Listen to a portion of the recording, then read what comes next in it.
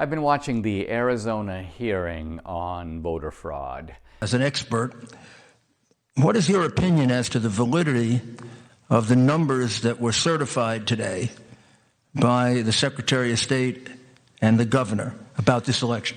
If I was an executive at a publicly traded company, I would never sign that because I risk jail time and having all my money taken from me in lawsuits. So to answer your question, I would never, ever have certified. I'd rather resign than have certified those results.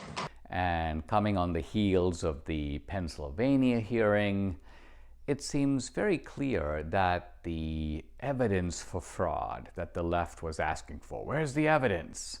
Well, the evidence is beginning to really pour out in terms of testimony, affidavits, observations, documents, as well as statistical arguments and probabilities. It's coming out, but the question I have is, where is it going?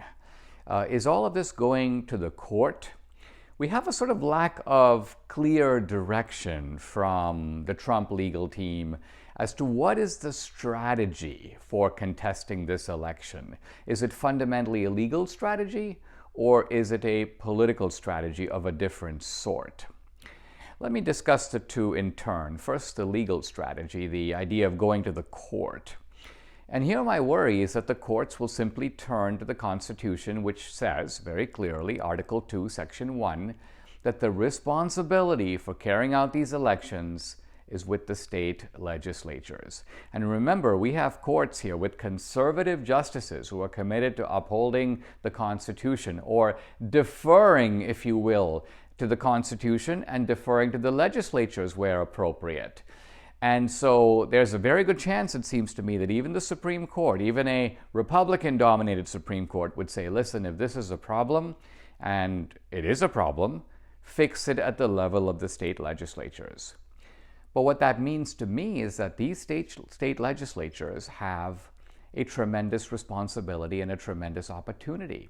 It so happens that in the swing states, from Arizona to Georgia, to Michigan, to Pennsylvania, the legislatures are controlled by Republicans. And that means that this election, the very naming of the electors, is in the hands of Republicans.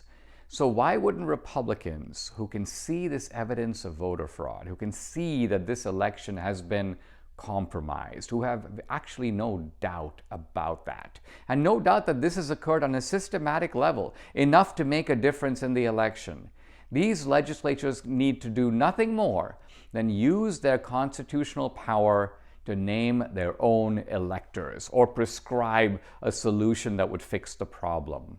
So what's keeping them from doing it?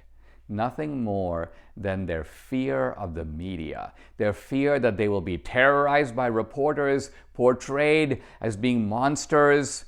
But this power of the media is illusory. It is nonsense. We don't have to pay any attention to it. And so I'm calling on Republican state legislators not to be intimidated by media types. You have the power in your own hands if you will only use it.